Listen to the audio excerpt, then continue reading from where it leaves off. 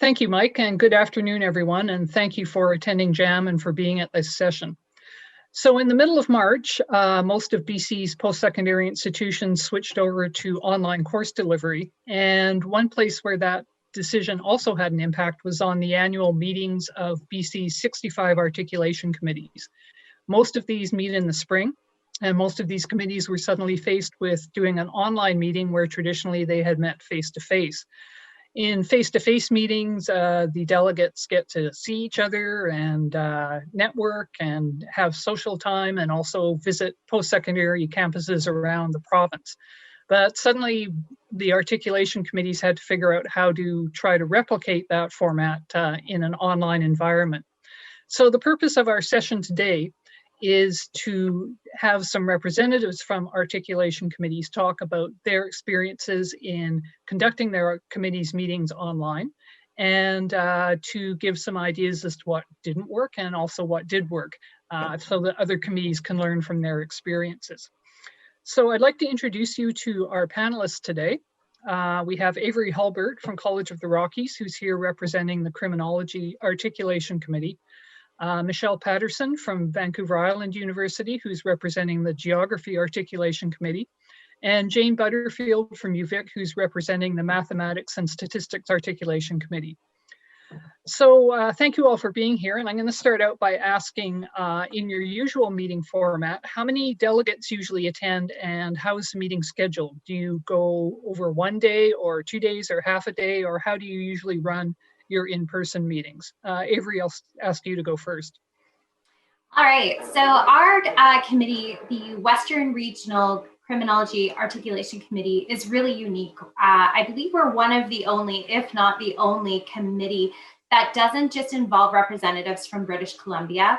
Our committee brings in criminology and criminal justice faculty and membership from Manitoba, Saskatchewan, Alberta, and British Columbia. We typically meet in the month of May. It's usually pretty set in the beginning of May. This year, due to other scheduling, we were supposed to meet at the end of May. Our membership right now is one member per member institution, and we have just over 30, so I believe it was 34, which we also include private institutions, and as I said, institutions interprovincially. We typically schedule over 2 days and meet a day and a half. The first day is a full day where we meet for dinner afterwards. And the second day we try to focus on interdiscipline. In our discipline, we are rapidly changing with the fields that we work in. And so every year we pick a theme for articulation meeting. And that theme is we have a guest speaker come in or some kind of tour, something to help us with updating the curriculum and talking about contemporary issues within the field. Okay, and Michelle, what does geography usually do at its face-to-face meetings? We have a 2-day meeting. The first day is usually a field trip and then a dinner out. So there's a lot of community building in our group. There's about 25 people that attend. And we were scheduled for a May 7th meeting this year. And so right in the very beginning of the pandemic, and it was a bit of a culture shock to try and figure out what to do about changing it. So we ended up with an online meeting for a couple of hours, and that's about it. It was very short. Okay, and Jane, what did you do in mathematics and statistics? Because that's quite a large committee as well. Yeah, we are quite a large committee. I was looking back at previous minutes, and we usually have about 45 participants because many institutions send both a stats rep and a math rep. Our committee meeting is usually spread over 2 days, more like 1.5, but previous to the first day, there's another event for math contest development that usually happens right before.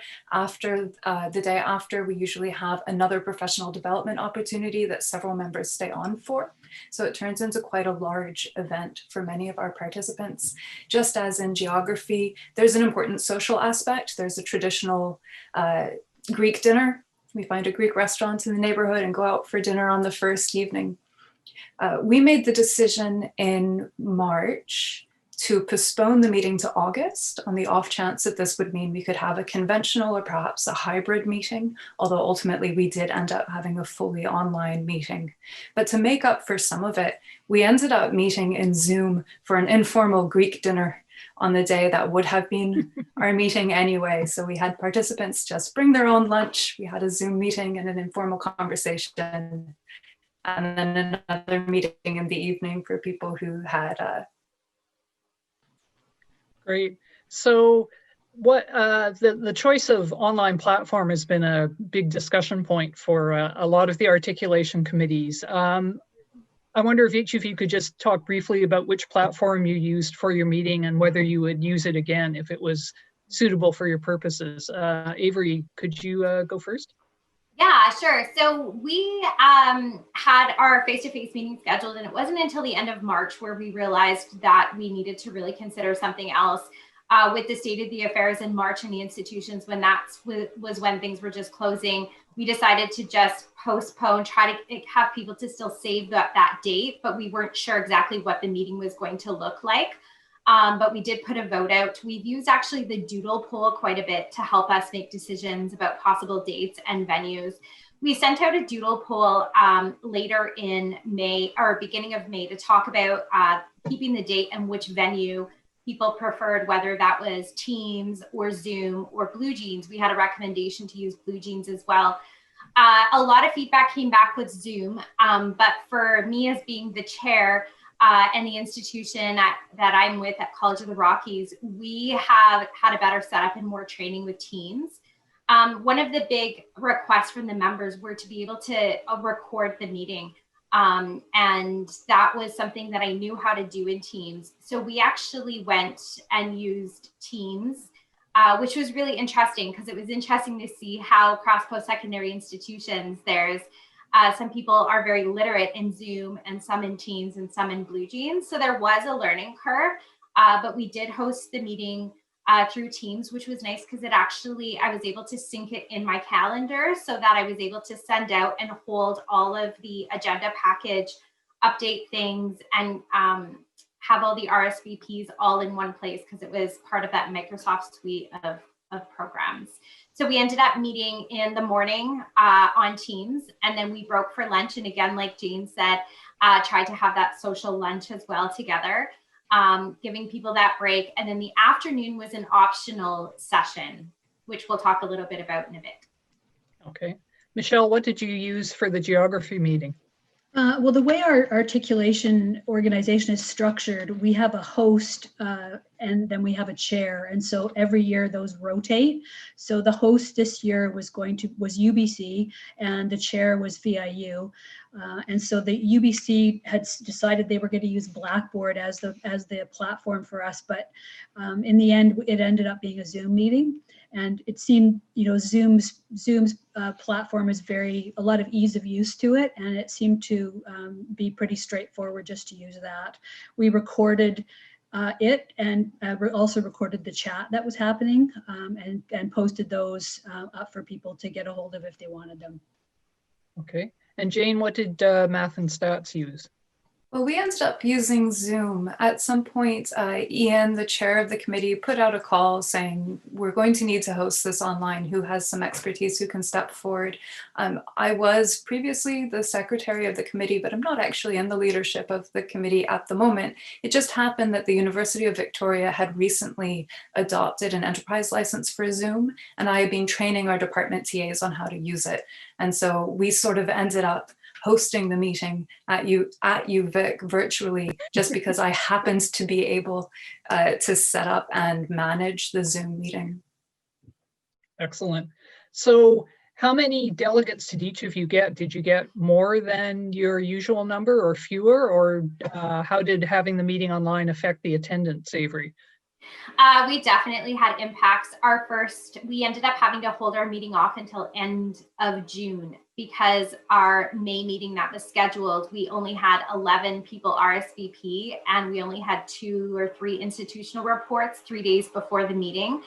So we decided last minute to postpone the meeting. That was also coincided with when the institutions were announcing what was happening with their summer and fall meetings. So we realized we were listening to our colleagues who were saying, look, like this is not the time for this. So we put it off, and in June we hosted the meeting. And sadly, what happened was we had 17 people, which was fantastic, but we really lost the participation of our provincial partners. So we had very limited participation. No one from our Manitoba rep couldn't come, Saskatchewan. But we did have a really great core group show up for the meeting. So we had 17. So we were at about half, but we did record it. So excellent. And Michelle, how many what was your attendance like?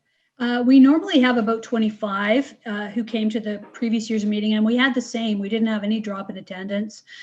We also had our BCAT rep was there, and we usually have a couple reps from the public school system social studies teachers or social studies department. So we didn't have an issue with attendance at all. And it might be partly that we had already sent out agenda with a lot of items in it, even back in as early as, I think there was a draft around in mid-April. So people already knew what was going to be on there, and they felt some reason to attend. Mm-hmm. Yeah. Great. And Jane, how many showed up for your meeting?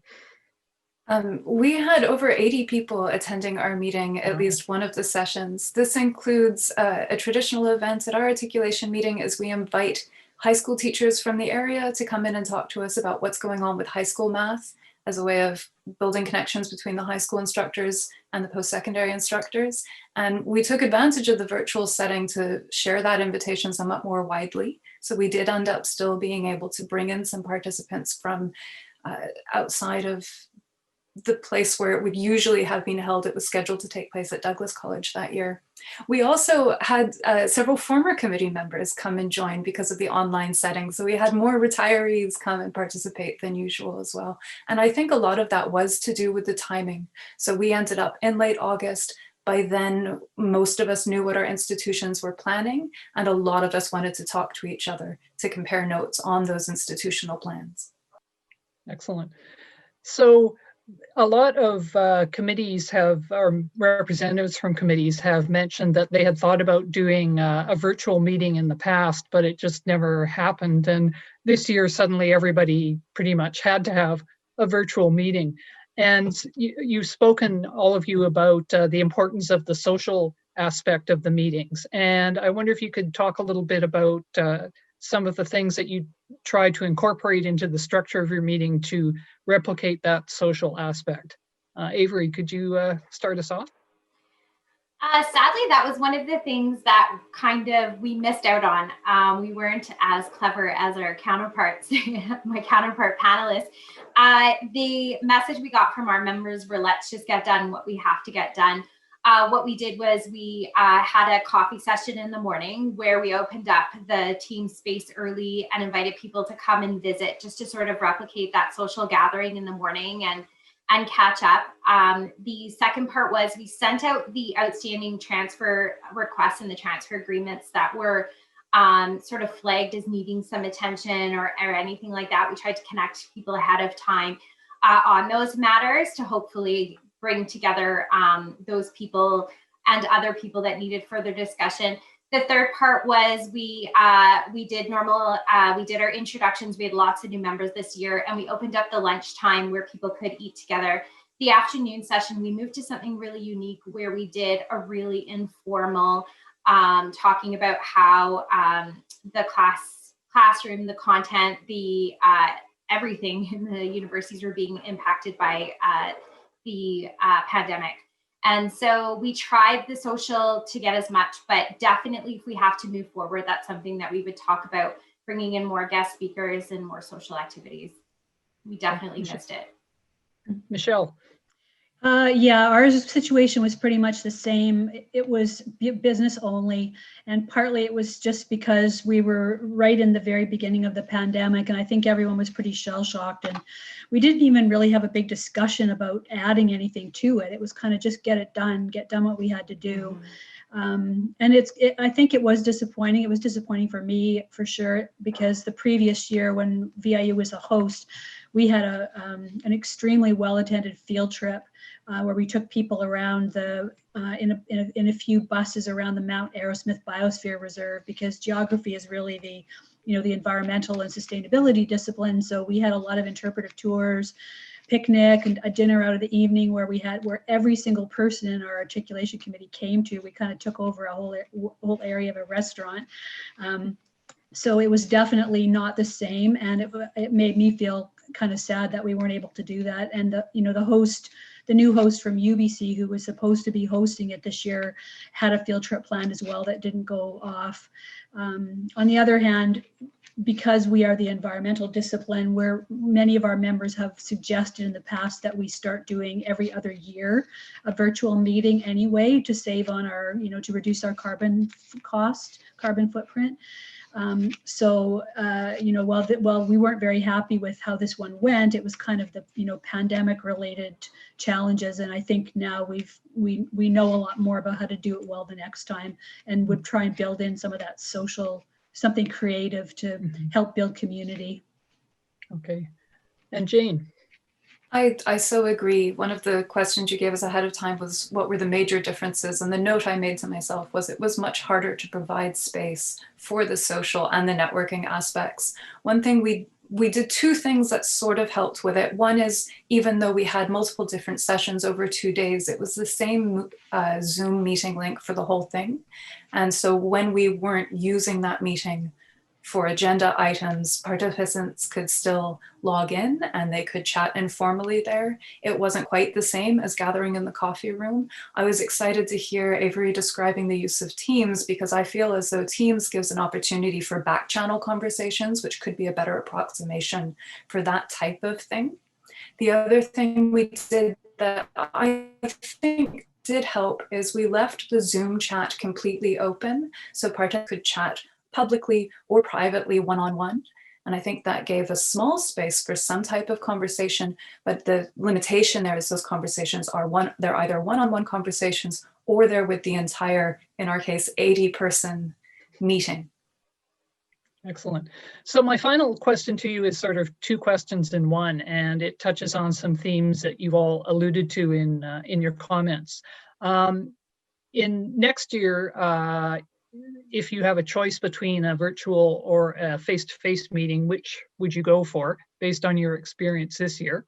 And secondly, if you had one recommendation for other committees in the best technique to manage an online meeting, what would you recommend? So Avery, I'll let you go first.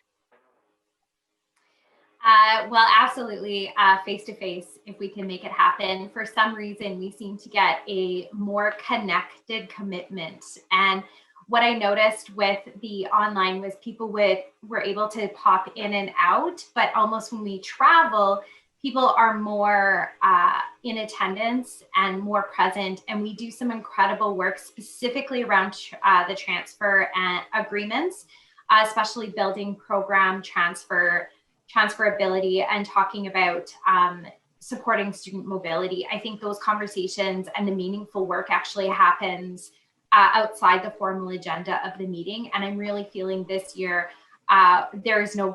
there's going to be limited growth in those agreements and those possibilities, just because we haven't been able to have those network opportunities, especially with our new members and changes in programs. So I'm really feeling the face-to-face this year. I think as a committee, we always love the face-to-face meetings, but definitely saw the value in those. I mean, the time efficiency, the budget, we all get that. But for the actual work that happens, a lot of the work in the transfer articulation is relational. And especially coming from a small regional college, me building relationships with those larger universities, that transcends straight into those relationships and that mobility for the students. The second part of the question, can you repeat it again, Fiona? It was about advice. Yeah, if you could give one tip or suggestion to other committees as to what you learned that would make meetings online more effective. Breaks. I think that one thing I learned a lot through online meeting pandemic style is that we schedule not enough breaks in face-to-face, because I think people can kind of leave and go, and then you can tell by people's physical cues it's time to take a break. But online, we're missing that. So I have a new rule of thumb that it's like I don't go longer than an hour without taking a quick little break for the group. So I think that's probably the biggest piece of advice that I can give fellow chairs and meeting hosts, is to make sure that you're giving those breaks at least an hour. So I would love to see some tips come out onto how to actually create effective online meeting agendas, because I think that's something that taking a face-to-face meeting and then throwing it online, the agenda, I think I learned firsthand, it doesn't really work very good. People fade out and the side chatter becomes more amusing than the meeting. So. Okay, Michelle, how about you? I think how I would answer that would be that you need to think about design of the meeting. Kind of the way when we had to transition from in the classroom teaching online in the last 3 weeks of the semester, it was kind of all jerry-rigged together. You just kind of get through it, right? And so now, I would have no problem doing another online meeting. I'm not sure what our plan is for next year yet, but when we do it again, it will be purpose-built, right? It'll be designed to be an online meeting, and not just thinking that an online meeting is a duplicate of an in-person meeting, because they're really two different things. You have to start from scratch and thinking about what you're trying to achieve and how you're going to achieve it. So, the planning that goes into an online meeting needs to be as much as planning how to have a good meeting face-to-face, is what I'd say. Excellent. And Jane? So in response to the first question of what would we do next time, I think I agree with what the other panelists have said so far, that if we can safely hold it in person, I do think that the in-person meetings have value that we had a hard time approximating. It's the emphasis on the word safely, though. I would expect that we'll end up having either a hybrid meeting or an online meeting, although I'll let you ask the chair of my committee, who I think will be taking over for the live portion of this panel. Advice I would pass on, things that went well for us. I was very preoccupied with logistics, and I think it paid off, in particular, being very clear ahead of time about how voting is going to happen, because although we've been dipping into various different Zoom meetings throughout the last academic year, I find at each one of those meetings, there's a different convention for how voting takes place. And so we were very clear ahead of time about what we would be doing. And I think that helped it go well. Also, as a couple other people mentioned, anything that can be preloaded, so submitting reports, or we ran a couple of surveys online as well. We did a lot more of collecting of the administrative side of things ahead of time so that those could be handled sort of more efficiently rather than taking up some of the virtually face-to-face time.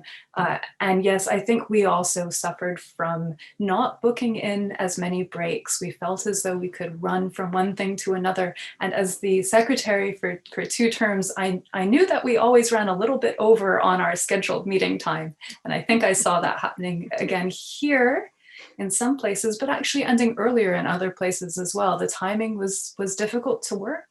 So I think scheduling coffee breaks, even when we're not drinking coffee together, addresses both the need to get away from the computer for a little while, but it creates space that people can use to have the formal conversations at which so much of the real work. All right. Well, I'd like to say thank you to all 3 of our panelists. We had some very interesting insights there, and some great tips that I think will be useful to the other chairs and other people involved with hosting or organizing meetings, whatever format they end up taking next year. So now we're going to switch over to the questions and comments and see what our audience members have to say.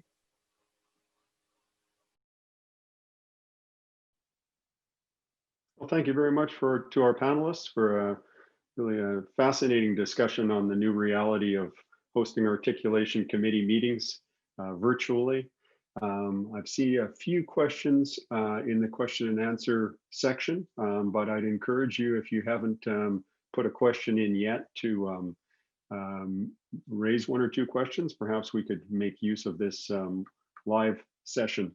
The questions that I see right now pertain to sort of best practices around hosting articulation committee meetings and other meetings online. And I've heard lots of great tips so far from the panel. But I wonder, sort of in light of your experiences, whether anyone had any particular suggestions around best practices that they'd like to emphasize. I can go ahead. Sounds great. Again, I think the when you reflect on sort of what the three of us talked about, that there's lots of different ideas, and I think the best thing is those breaks. And creating those social opportunities as much as possible. So for me, that's one of the big things going forth that I learned from chairing our meeting in June, is trying to spend some time and looking at some resources. What are some ways to build those social connections that happen around the coffee pot when we're meeting together? How can we replicate that online? So I think that as the pandemic is going on, we're going to see these sort of solutions coming up and some ideas. So I'm really excited about that. But again, can't stress enough the need for more frequent breaks and not replicating those face-to-face agendas just to online. I think one thing that I would add is that in our articulation group anyway, there's a lot of people who've been coming to those meetings for years, and other people who are there for the first time. And so the communication and building a bit of a community for the new people is really important, which we didn't do enough of in the one we had that was kind of all rushed together at the last minute. But I would find a way to, do something fun, poll people about a question, or get people to say something in the chat about themselves, or find ways to make sure that the new people felt included and part of the group, right? So that would be another thing. It's harder to do that online than it is in person, where you're sitting around the table, because you don't see the faces as well on a lot of the Zoom formats in the gallery view and so on. So you kind of miss knowing who's there in some ways. Great. Thank you both. Those are great tips. We have another question from Jody Isaac that was referred to in the panel, but perhaps a little more detail would be helpful. How do you recommend voting procedures in a virtual meeting? Michelle, do you want to take a first run at that? We didn't actually have to vote on anything at this one, so I'm not going to be very good at answering that question. But we are having to do virtual meetings of our own departments, and so, we just make sure that we follow the procedures that we have in our faculty. Our faculty council meetings, we've used polling as a way to vote, which is good if you have a big group. That would probably make more sense for an articulation committee, especially some of the size of the ones I've been hearing about compared to ours, which is fairly small. But you need to sort of rethink everything and write it down what the procedure is, because you may not remember it as much as you're used to doing in person, where it's kind of more where it's more rote, or you're used to doing it all the time. So I think it can be done, no problem. You just need to make a plan ahead of time to make sure that you don't kind of wing it, because then you might forget what you're doing. Thanks, Michelle. Yes, thanks for taking the lead on that. That's great. We didn't use much voting. What we used in Teams, it has the raise your hand. So we just essentially replicated how we would do a raise of hand in meetings. We do more consensus-based decision making, so we don't really follow Robert's rules. We're a little bit more informal. So that was a big change, but I think there's lots of different tools out there. My biggest advice would be to keeping it simple, making sure that the voting options aren't taking away from the actual business of doing the meeting. Great, thank you both. Fiona, anything to add to that? No, I think those are all great tips, and these are all issues that I've heard being raised throughout the articulation committees that BC CAT staff have attended online in the last couple of months. And I concur with the advice to plan these things out ahead of time, because it's really difficult to figure out how to vote inclusively and quickly when you're trying to do it in the meeting, as opposed to planning out how you're going to do it beforehand. And I'll just mention a few items from the chat, or one item from the chat that's come up sort of related to this is quorum, and how quorum tends to sort of fluctuate during the meeting as people are perhaps distracted by other things, wander away. So that can present some challenges as well. So there may not be an easy solution to that, but I think giving it some forethought and letting the participants know would be great.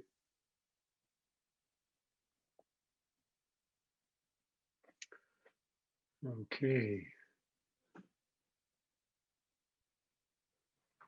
So another question that we've just seen from the chat, is there any suggestions on how to increase online attendance? That's an issue that we've identified. Avery, do you want to take the lead on that one? Yeah, that's a great question. That was one of our biggest struggles was, and it was mentioned just in Robert's comment there about not so much the attendance, but the attention.